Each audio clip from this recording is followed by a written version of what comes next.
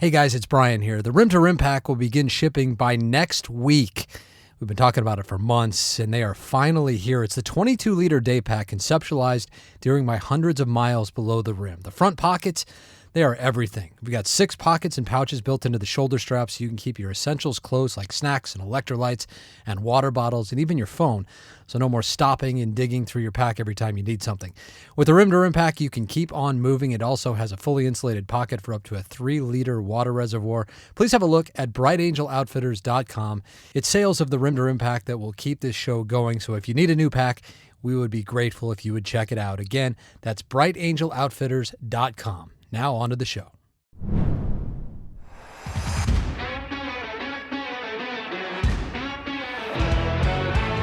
Hey there, fellow Canyon crazies. My name is Brian Special, and this is the Grand Canyon Hiker Dude Show presented by Bright Angel Outfitters. Okay, our guest today has an impressive resume. He ran his first marathon at 14, ran a 4-minute, 25-second mile in high school, has been a U.S. champion in outrigger canoeing, yet says completing the Rim2Rim hike was harder than all of them. Well, today you're going to hear not just a training plan built around simplicity, but also the gripping story of what happened when that training plan was actually implemented in the canyon.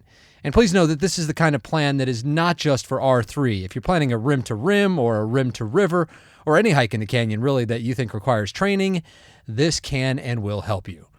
Not too long ago, Brad Gill posted in one of the Grand Canyon Facebook groups that he had a plan that he believed in, and if you wanted to see it, to send him a message, and he'd send it to you. So I did, and when I got the plan and had a look, I just knew that I had to have Brad on the show. It's built around simplicity. It's easy to follow and easy to understand. It's based in Brad's background as a triathlete and marathon runner, which means it's heavily focused on time on your feet. So you don't need any fancy equipment or specialized terrain to follow it. And it's easy to tailor for whatever hike you're planning, from rim to river to Rim2Rim, all the way up to what Brad was planning, which was Rim2Rim. Here now is Brad's plan and Brad's story on the Grand Canyon Hiker Dude Show presented by Bright Angel Outfitters.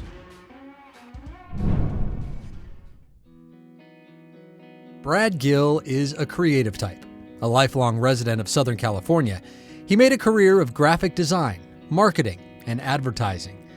But when it comes to physical endeavors, Brad takes a far more analytical approach.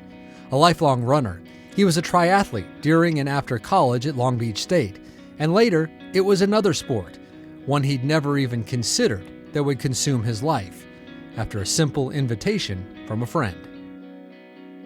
She paddled on an outrigger canoe team, and they were the world champions at the time. And she said, "Brad, you got to get into this. You would love it." And I was like, no, I'm pretty happy doing triathlons. I don't need that. And so she said, "Well, come out. We're having a race. The women race from Newport Beach to Catalina Island, and then the men race back the next day. So come on out, check it out. I'll put you on one of the escort boats, and you can just see for yourself." And so the races to and from Catalina they're virtually sprint races, because the outriggers are 45 feet long. They hold 6 people, and the team has 9 people. So every canoe has an escort boat that follows them. And about every 15 minutes, the escort boat jumps up ahead of the canoe and drops 3 people in the water or 2 people in the water. And the canoe comes by and people jump out, other people jump in. The canoe never stops. It just keeps going. And so it's just a constant sprint for 20, 30 minutes, and you just keep changing people the whole way across. And so I was on an escort boat watching this happen, live and up close. And I was just like, this is the coolest thing I've ever seen. I got to get into this. So I said, but my body is built for running. It's not built for this upper body canoe stuff, this long distance canoe thing. So I said, set me up with a weight training plan for a year, and then I'll get into it. And so I did that. I lifted weights for a year that were specifically for outrigger canoeing. And then I joined a team kind of right when I was out of college, starting early in my career. This was in 1992. And I've kind of been hooked on it ever since. It's that same pragmatic approach. Let me see how I do if I train for a year before jumping in, that Brad would use 2 years ago as he planned a Grand Canyon camping trip with some old college buddies. The plan was simply to camp on the South Rim, but then ambition took over. A buddy of mine in this group decided that he had the idea of, hey, let's hike from the South Rim to the North Rim. That would be really fun. And he says, it's only 20 miles, which is like the farthest I've ever hiked in my life with a pack on is 20 miles. And that's when I was, 25. Now I'm 58, so it's going to be a different story. So I said, well, yeah, that sounds like a doable thing. I got to get in shape for that. And then we learned that during our time in the Grand Canyon that the North Rim wasn't going to be open. It opened a week after.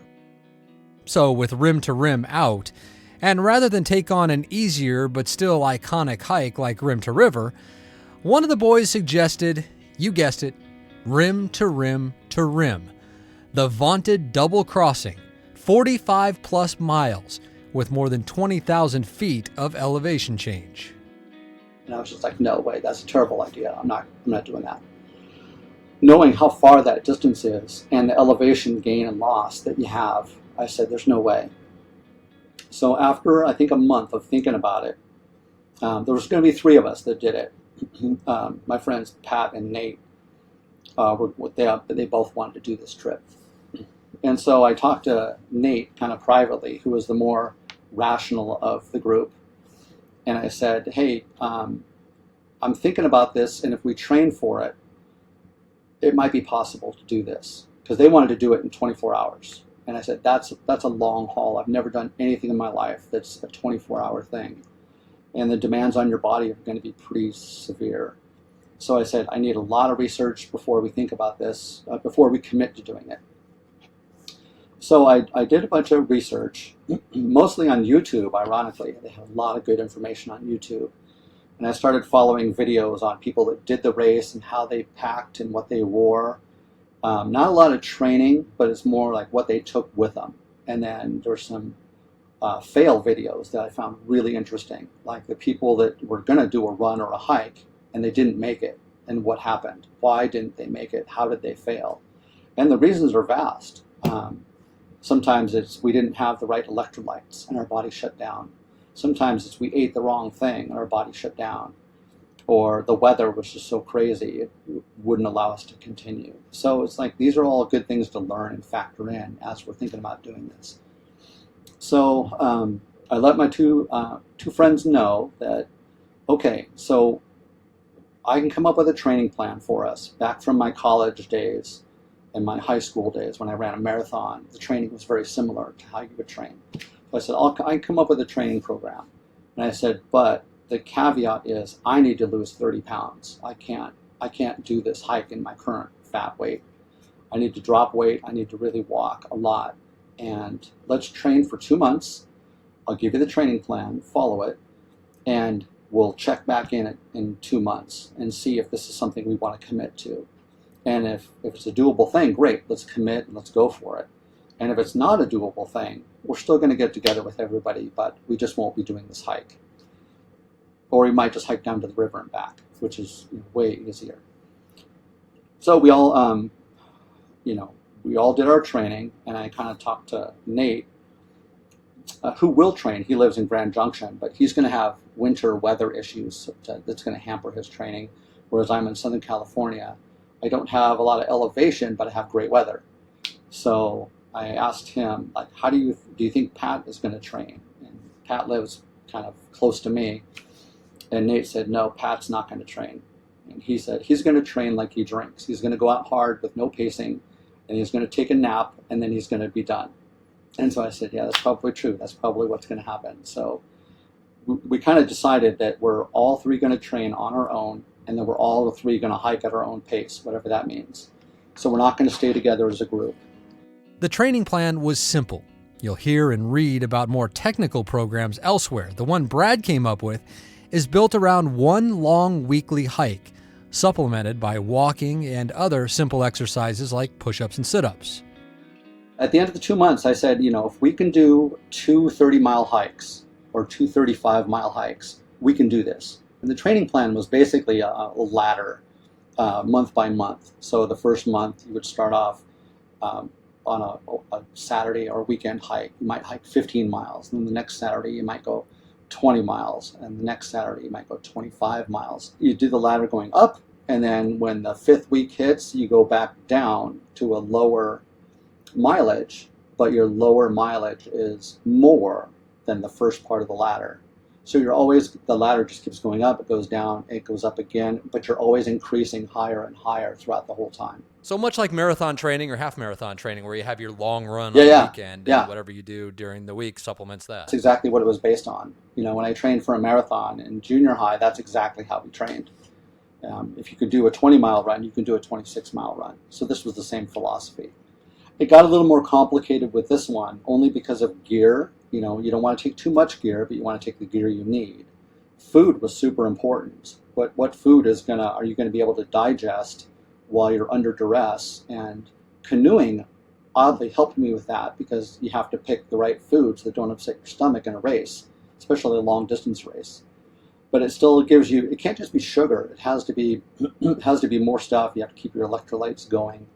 It has to be energy for your body. And if you're just going to eat sugar, that's not going to work for you in the long haul, and you wind up shutting down.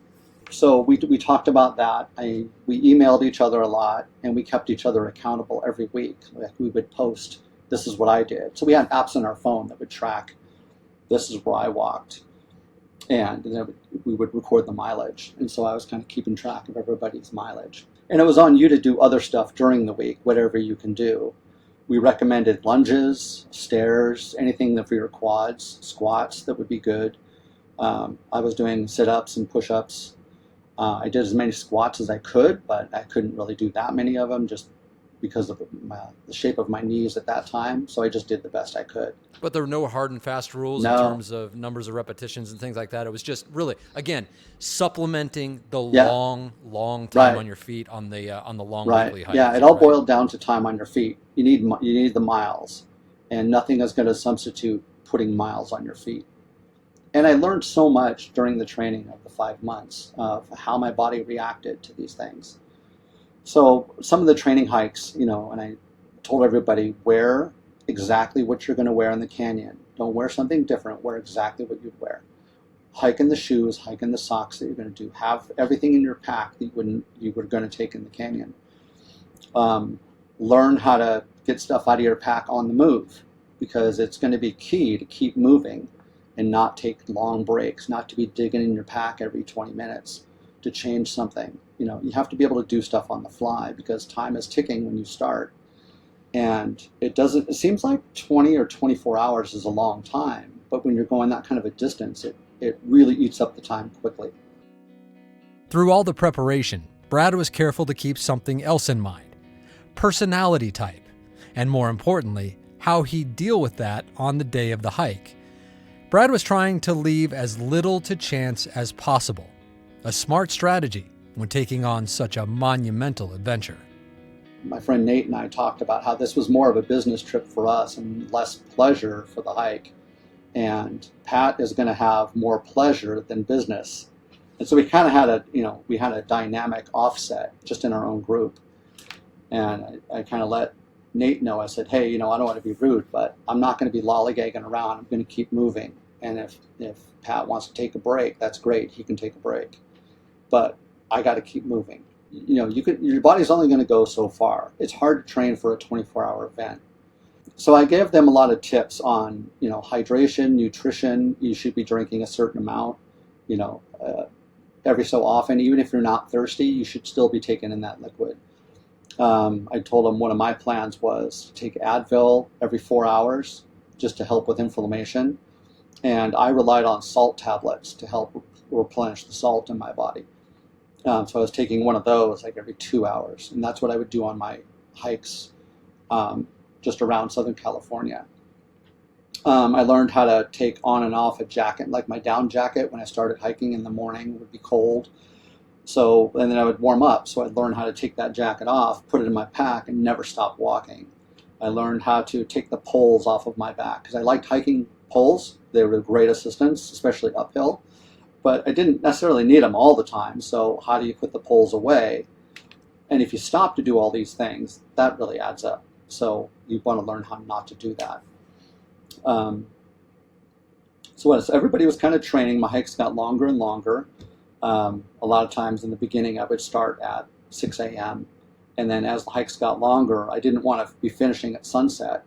I would start at 3 a.m. And then eventually my longest hikes, I started at midnight, and I learned how to hike all through the night.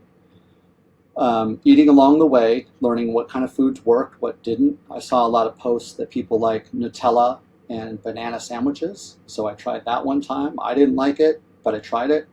Peanut butter and jelly worked for me better. You learn what kind of snacks work. There's gels, there's bars, there's goo. There's all kinds of different things. So you have to kind of try them all. And the time to try them is in your training. You don't want to try that stuff for real on the hike if you haven't used it. I found the beef jerky was great because it gave me something to chew on. It was salty. It helped replenish some salt. And so that was really great. So I kind of learned what worked and what didn't. What kind of, do you use Gatorade, or do you have fruit juice and water mixed, or do you just use water? There's all kinds of different things to try there. And it's all very personal. That's what I learned. Is just because I like something doesn't mean somebody else will. So I think some of my longest hikes were from kind of this Seal Beach area in California all the way down to Dana Point, which was, I think there was one time where at the end I did a 45-mile hike where I started at midnight. I learned YouTube videos of failures. One guy talked about a specific failure when he made it from rim to rim, made it back to Phantom Ranch, and was so excited that they were open, he got a lemonade and drank a lemonade. He said it tasted amazing, which I'm sure it did. And so he got another one, and then he got a third one. And his story was going back up Bright Angel. He only made it a few miles before his stomach cramped up, and then he found himself laying in the middle of the trail, and he was stuck there for like 7 or 8 hours. He had to let his body absorb all of that sugar that he just had taken, and he couldn't move, and so he just had to wait it out before he can get himself out. So you would think that knowledge would be really valuable on my training hike, but I decided to stop at like a Shake Shack during one of my hikes and get a date shake because I was so hot. It was going to taste great. And so I drank it. It was wonderful as I kept walking. And then the same thing happened to me. And I was just like, you're an idiot. Why did you saw the video. You saw what was going to happen. You did it anyway. And now you see how your stomach feels. So the time to fail is in training. That's where you make your mistakes. Other really valuable things I found were on long hikes, I would take certain times to change my socks because fresh socks really help your feet a lot. And I learned that if I take too long, let's just say I take 15 minutes to change my socks, that 15 minutes of sitting down, adjusting your pack and changing your socks, your body doesn't really know what you're doing. It kind of thinks you're done. And so I found that my feet would swell up, my knees would get really sore because it thought I was done. And so the inflammation would set in. So I learned the hard way, don't take too long to do these things. So I had taking off my shoes, changing my socks, getting a drink. I had that down to 3 minutes. And I was back on the road, and my body didn't have a chance for the inflammation to set in. So I found that to be super valuable. Like, don't take these long breaks. You got to keep going. I learned that there's a certain point in the beginning of a hike where your body's just going to hurt. Your hip hurts, your knee hurts, you don't know why. It just does. And that goes away. And as you continue to walk, there's a certain point. For me, it was like at about the 7 or 8 mile mark, my feet would hurt. The bottom of my feet would just hurt. And so I would keep going. And then at about 12 or 15 miles, my feet would hurt more, but it would never hurt more than that time. There was just a certain amount of low-level pain for every step. And it just kind of is what it is. And I can't say it's fun, but it's all really valuable information and training, because when I actually did the hike, that same thing happened. And it's like, oh, my feet hurt. Oh, I know what this is. I've been here before. And I know it's not going to get any worse, so just forget about this and keep going. You're going to have other problems arise. So that kind of stuff is really valuable in training. The training program lasted 5 months. All three, Brad, Nate, and Pat, were as ready as they were going to be for their hike, which would take them from South Kaibab to North Kaibab, and then back out on Bright Angel. But those personality differences, well... Pat is kind of live by the edge of his seat kind of guy, kind of trains, kind of doesn't. Nate did some medium training. He was going to be pretty solid. I know I put in way more miles than they did, and I felt pretty confident in how far I could go. The elevation was the only killer. Nate had a lot of elevation training. I didn't have as much, and Pat had none. Pat was very much, hey, we're going to get there and we're just going to hike the next day. And I was very much against that. Nate was in agreement that he didn't want to hike the day after we got there. And so Nate and I secretly went out a day earlier and got our camp spot because we knew Pat, when he came in, he was going to want to go the next day. And I thought that's setting yourself up for failure. You don't have enough, you just had a long 8-hour drive. You're going to be tired. You have to get up really early. You're not going to have enough sleep. I said, that's not something I'm going to do, especially after the 5 months of training I just did. I'm not going to throw it away on that. So Nate and I got there a day early, and we rode some beach cruisers to, the South Kaibab Trail to look at, like, what does it look like in the daylight? We're going to be finishing at night, so let's ride over to the Grand Canyon Village now, because we're going to have to get back in the middle of the night. It's not going to look like it does now in the daytime. It's easy to get lost. So we're thinking of things about when we're at the end of the hike, what's going to happen? What's the environment going to be like? Our weather was going to be good. It was a little windy.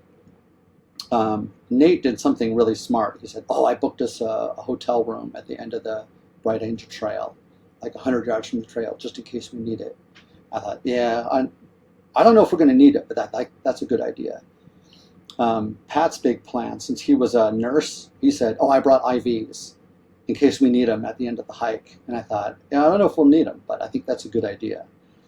And his girlfriend was also a nurse. So I was like, okay, we have lots of medical right there, which was good. So the morning of, we basically had a 1 a.m. start. So we all got up at midnight. I think Pat got 2 hours of sleep because he had just rolled in, late that afternoon. Nate and I had a full night's rest, so we ate breakfast. We got a ride to the South Kaibab Trail from his girlfriend. We started at, I think, 1 in the morning. It was 40-mile-an-hour winds, no moon, so it was pitch black and just cold. It had to be 32 degrees, 30 degrees. It was freezing cold. And so we all had our headlamps, full bladder of water, and we just said, okay, let's go. Clock has started now. And so we start hiking down the trail.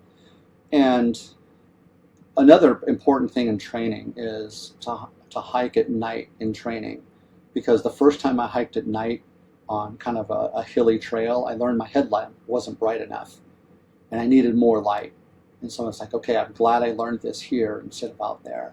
So I got a brighter headlight. We found that like 600 lumens is usually enough to have at least that much. So we all had our headlights marching down.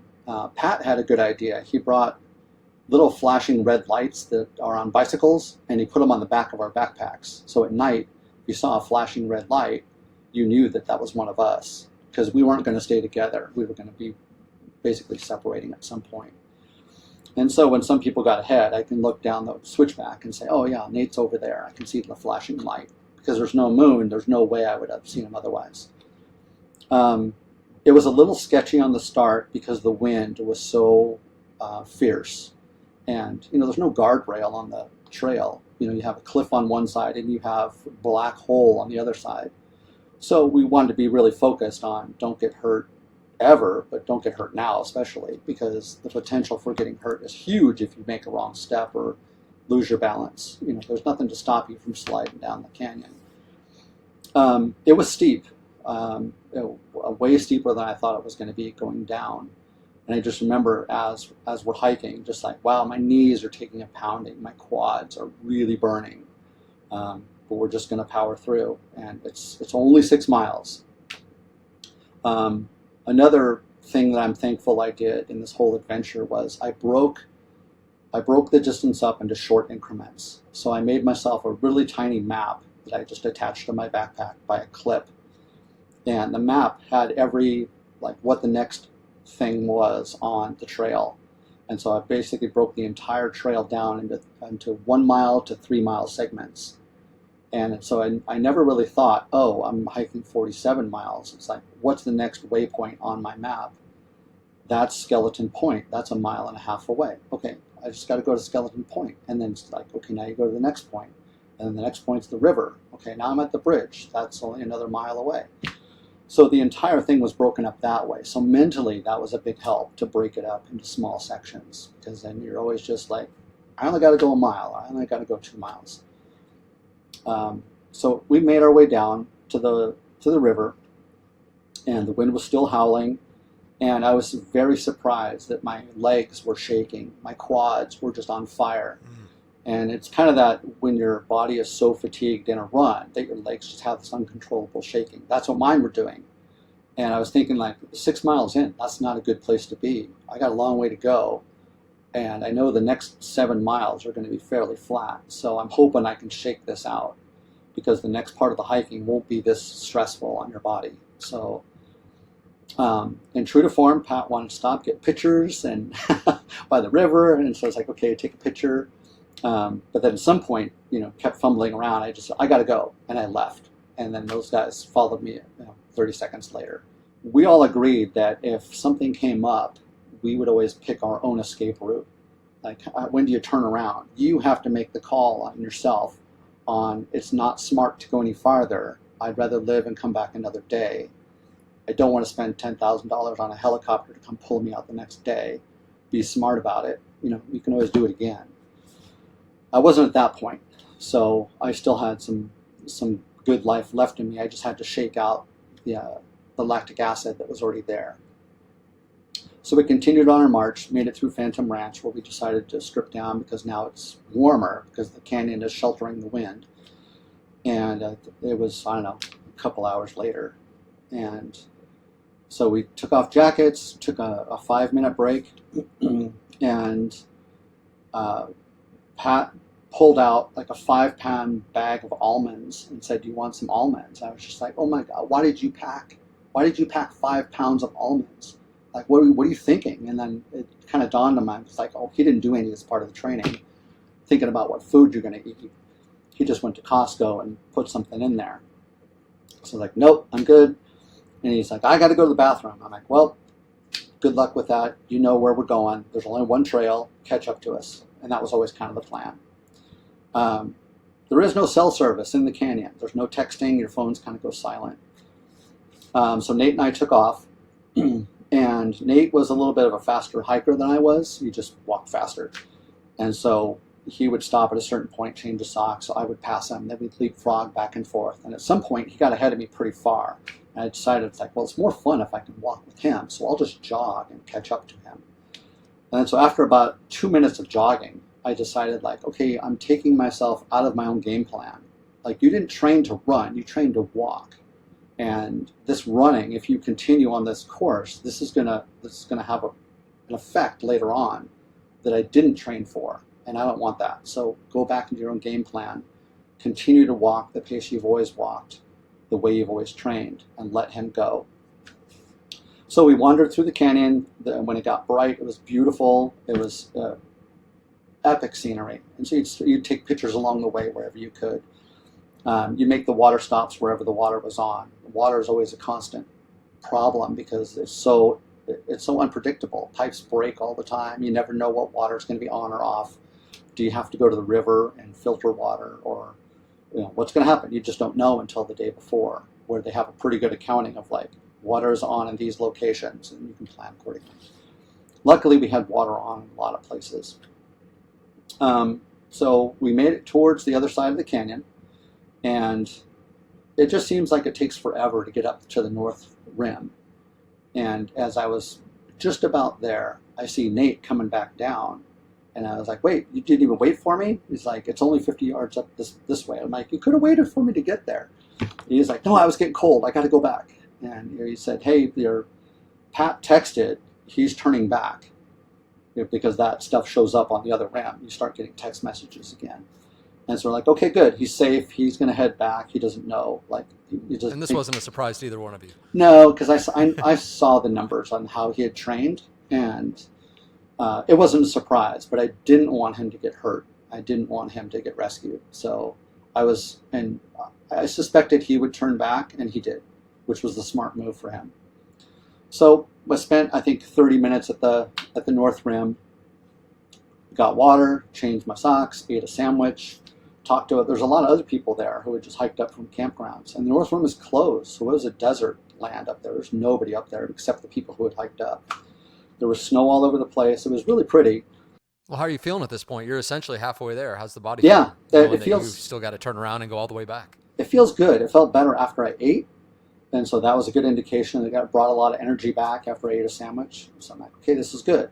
And now it's downhill for however many 8,000 feet or whatever it's going to be. So that's good. Now I'm going downhill, which is a nice change of pace. And so I decided, like, okay, time to get going. Head downhill, and you run into other people along the way from everywhere else in the United States. So I met a couple of people from another place. They were going to do the Rim2Rim in a day. So you just kind of say hello and chat. You wind up seeing these people as you stop. They pass you, you pass them. So you see like small groups of people that you kind of form a quick bond with along the way. So my big hurdle was get down to Manzanita Rest House where they had water. It was like, okay, I'm going to fill up there.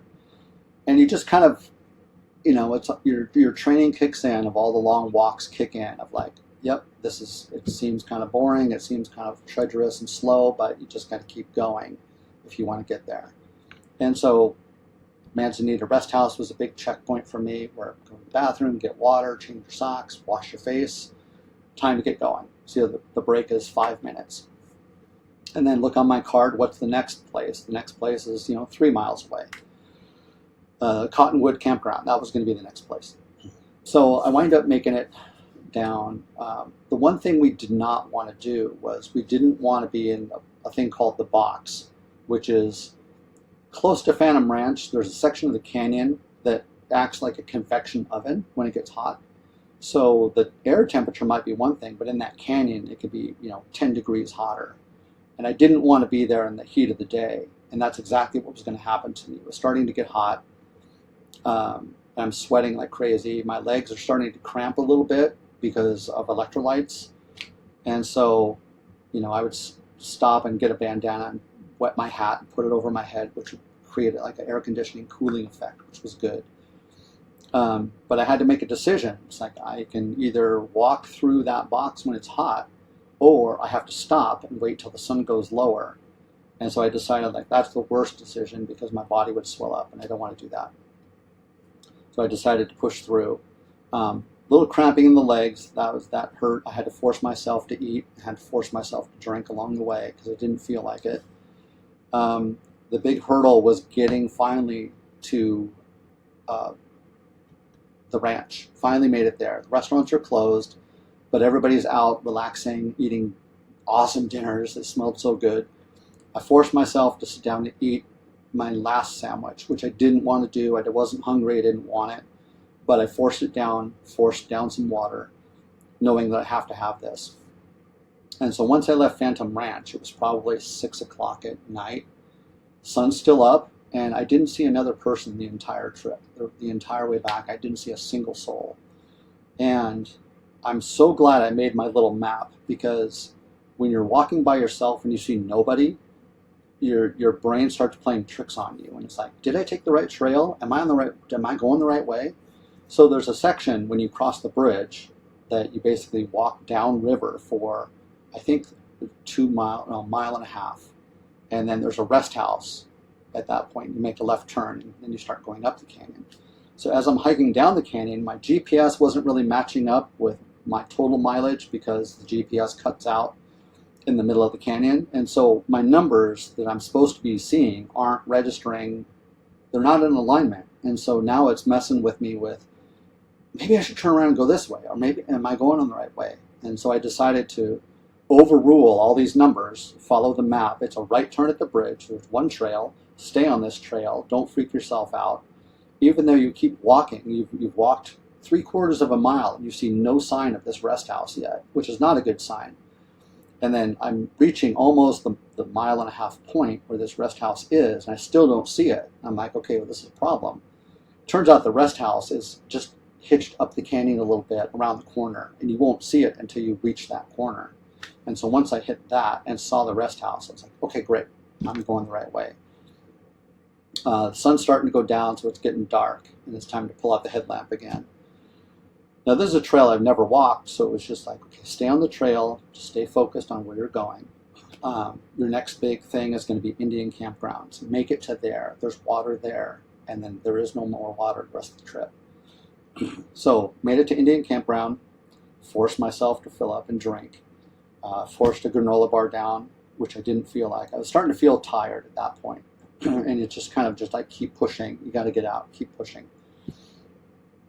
So as I made it through Indian campgrounds, and the switchbacks are endless on Bright Angel. You just keep going and going. And as I'm going, I look down on the trail, and there's like puke on the trail. I'm like, oh, somebody got sick right here. That's what this is. And I walk up a little farther to the next switchback, and there's somebody thrown up there too. And I was like, well, that's weird. Okay. At a certain point, I think I made it to the 3-mile rest house, so I'm getting closer to the top. And then my phone starts going crazy with messages and pings left and right. It just, like, I've never seen this happen. And out of the blue, I get a phone call from somebody who's at our camp. So we have like 8 people. This is a reunion for us for college. Those people who were at camp didn't know that Pat, Nate, and I were going to split up. And they thought we were going to stay together. And so I'm getting phone messages. And all of a sudden I'm talking to somebody on speakerphone from our camp. And they said, are you okay? Do you need rescue? And I'm like, no, I'm okay. They said, well, if you need a rescue, we'll come get you. And I said, no, I'm okay. I'm just slow, but I'm okay. I'm tired, I'm hungry, but no, I don't need a rescue. And then you can hear them talking in the background. Like, wow, he sounds way better than Nate did. He sounds better than Pat did. I was like, what happened to them? Like, because I haven't seen them the entire trip now. So what happened to those guys? And they said, oh, they're okay, they're okay. And I was like, all right, that didn't sound good, but. So were they both out at that point? Unknown. I'm just in my own world. I don't know what's happening back there with those guys. And so I continued to hike, and I didn't find out until later, until I finally made it to the top. I think I made it to the top at 11:30 that night, where it's freezing cold. It turns out that Nate is back in the hotel room. Pat's back in the hotel room. Nate's getting an IV from Pat because Nate had a completely different story than I did coming up Bright Angel Trail. And so did Pat. So I'll switch back and, I'll go back to Pat, where he took a nap just a few miles after Cottonwood, like Rainbow Falls or something. He took a 2-hour nap, decided to turn around and go back. So Pat was trying to climb up Bright Angel Trail and started having like some really bad stomach issues where he started throwing up a lot. He was up high enough where he could call for help, and he called the people at camp to help him. He's like, I need help, I can't get out. And so a couple of guys from our group came down, and they took Pat's pack off of him, and Pat was just walking with his poles. He'd walk 50 steps and he'd throw up. He'd walk 50 steps and throw up. And so they kind of just kept nursing him water and giving him stuff back so he wouldn't completely dehydrate. So Pat needed to be seriously helped out of the canyon by people in our group. And they managed to get him back to our camp. And since Pat's girlfriend was a nurse, she was going to give him an IV and kind of bring him back. But she couldn't. She said she had a hard time because his veins had collapsed at that point. So Pat was in trouble. She basically gave him an IV through the neck or through the chest or something to kind of help him. So if you've never had an IV, you'd be so amazed at how quickly you're going to bounce back once you have one. So he bounced back, and then they were kind of waiting for Nate to make it up. And Nate was a couple hours ahead of me. Nate made it up to the top. He made it to the hotel, which was 100 yards from Bright Angel. He tried to check in, and the guy was in. Oh, Nate said he had problems in Bright Angel, whereas he had elevated respiration. His heart was beating like crazy, and he's hyperventilating. And he was like, "This is not normal. This is a problem for me, and I can't control my heart rate or my breathing." Nate said that he also saw a lot of other people on the trail that were stranded. And these are people that have walked down from Grand Canyon Village as sightseers, and they don't realize how hard it is to get out. And so they come down. Even though there's all these signs saying, don't proceed unless you're in shape, signs of people throwing up. And so he just saw people on the trail everywhere. And so he would check on them. He's like, are you okay? And people were just in rough shape. They'd be like, yeah, I'm okay, but I can't get out. And then you'd see a line of headlamps coming down the trail of family members coming to get these people. And so Nate had to step over a couple of people and then managed to get his way out, made it to the hotel, checked in, and when they told him, this is where your room is, you go over here, Nate realized that he couldn't process that information at that point. Like, he doesn't know where he is. He doesn't know where this room is. And so he called Pat and said, I need help. I'm in the lobby of this hotel. I need help. And so Nate just kind of sat in the middle of the lobby until Pat and his girlfriend got there.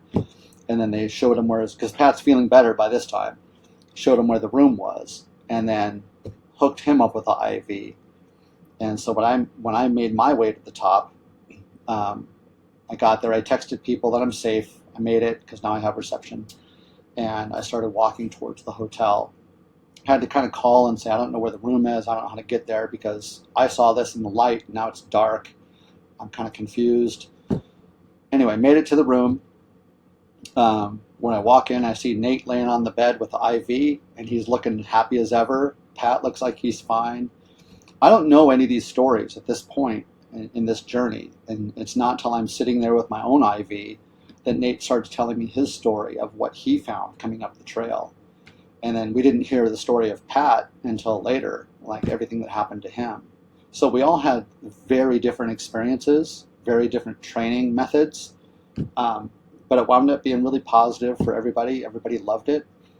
We all had a good time. So Nate and I think took 4 bags of an IV to really fully replenish our system because we had been so dehydrated. Even though I felt like I was completely prepared and forced water down, it wasn't enough.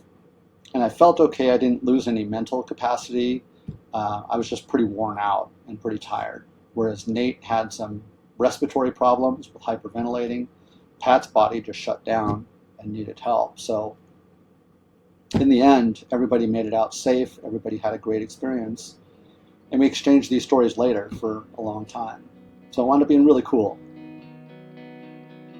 So looking back on it, what do you think is the biggest thing that you learned about the Canyon and about yourself? That my training does work. Believe in my own body and listen to my own body. That was always kind of the game plan. Something that I never had to deal with was the mental aspect of the mind games your body will play on you. Like, is this the right trail? Am I going the right way?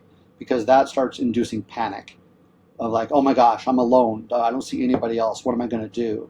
How am I going to get out? And then you have to kind of shut that stuff down, realizing that no, you have a map. You know where you are. You know you're in the right direction. You have to just keep going and believe that you're on the right path and just trust yourself at that point. If you've done the homework and the research, your mind will try and talk you out of it, and I wasn't prepared for that. That was the tough part for the whole thing. Getting out, I was okay. I was just really tired. My feet really hurt. My legs really hurt. So it was funny. The next day, we were all meeting for breakfast, and I was waiting for people to get there, and a couple people got out of a cab. 2 guys got out of a cab, and they were hobbling up the stairs and hobbling down the sidewalk to the restaurant. I started laughing at them, and they looked at me. I'm like, I know exactly what you guys did yesterday because your feet hurt like that, and that's how my feet hurt yesterday. So they said, yeah, we just did rim to rim to rim. I said, yeah, I know that walk. So the Canyon Shuffle, baby. Everybody has it. Yeah. They said, well, how long does it take to recover? And I said, well, we had an IV, so we're looking at probably 2 days. You guys are looking at a week or 2 before you can get fully back to normal. How much of a part of you being able to have the success in the Canyon that you did do you attribute to having such a simple, easy to follow training method that centers on spending time on your feet more than anything else? Well, I think that was everything. So I attribute a running background and how to train. I attribute my outrigger canoe background hugely, because what I learned from my training is don't do anything new on race day. And the Canyon hike was race day for me. So it's like, don't try that new pack, don't wear new shoes, don't eat new food, do the same thing you've always done. Because the minute you start changing variables, you don't know the outcome. And outcome could be good or it could be really bad. Don't wear a different hat. Nothing is new on that day. Keep it all the same. It doesn't matter how much you want to or learned a new thing of like, oh, this guy eats these gummy bears when he goes. It's like, don't do it unless you've done it in training. That's the biggest thing that I stuck to with the whole thing. So like, believe in yourself, the training works. You put in the mile. I put in like 550 miles on my feet before I went. I walked through my first pair of shoes and had to buy another pair of shoes before the canyon. So I knew that I had the distance, and I knew that I've hiked this far. Haven't been up for 24 hours before doing something physical. Like 15 hours was the longest I had walked. So that was kind of new. But if I had the mileage behind me, I knew it was going to be okay. And then you're ready for whatever else you didn't plan on to show up and happen, and how to deal with that. So the isolation and loneliness on that hike, I had some of that because all my hikes were by myself. But being in the foreign environment where you have a cliff on one side and a ledge on the other, that was different for me. Like, I'm not going to get hurt walking on the beach, but I can get hurt if I lose my focus on the switchbacks. Because remember, there's no moon. It's pitch black. All you have is your headlamp. There's no moon silhouette of anything. So that was kind of an eerie part of, like, you really need to pay attention here, because if you wander off mentally, it could be a serious mistake. You gonna come back and do it again someday? Would I do it again? Rim to rim, yeah. Rim to rim, I don't know if it'd be worth it. Just because of the toll it took, at almost 60. There are other things to do besides that. Yeah, you got oceans to cross, man. Yeah, I do. I have I might go race in Brazil next year. That's my plan. So I'm training for that. And you just know that what he just said, training for that, means a plan that's smart, simple, and well thought out, just like it was for the Grand Canyon. That was Brad Gill with just an exceptional approach to hiking the canyon. By the way, Nate finished in 20 hours, Brad was at 22, and Pat, of course, turned around at Ribbon Falls. Absolutely no shame in that. If you're not feeling it, that is a very, very smart decision. Now, we always say that taking on big hikes below the rim requires so much research, so much preparation if you want to have your best experience. And the plan Brad just laid out for us, it really exemplifies that approach. It just cannot be said enough. Take the canyon very, very seriously. It doesn't matter if it's a rim to rim, a rim to rim to rim, a rim to river, whatever it is, the canyon has the ability to chew you up and spit you out if you're not careful. It is a ruthless environment, and hiking it, no matter how prepared you are, is still going to reveal things that you never even thought about. You heard that happen to Brad several times during that story, so please, please, please be as prepared as you possibly can. All right, the link to Brad's plan is available in the show notes of this episode. With Brad's blessing, you are welcome to download it. There are plans that he pulled from that you're going to see, and the actual plan that he used. Well worth checking out. There's also a packing list. Brad shows you exactly the gear and supplies he carried. That's always one of the biggest questions that we get. What do you pack? So it is always useful to see what others are taking to give you some ideas on what might work for you. Man, what an episode. So much useful information, and we are so grateful to Brad Gill for taking the time to share. Brad, thank you so very much from all of us.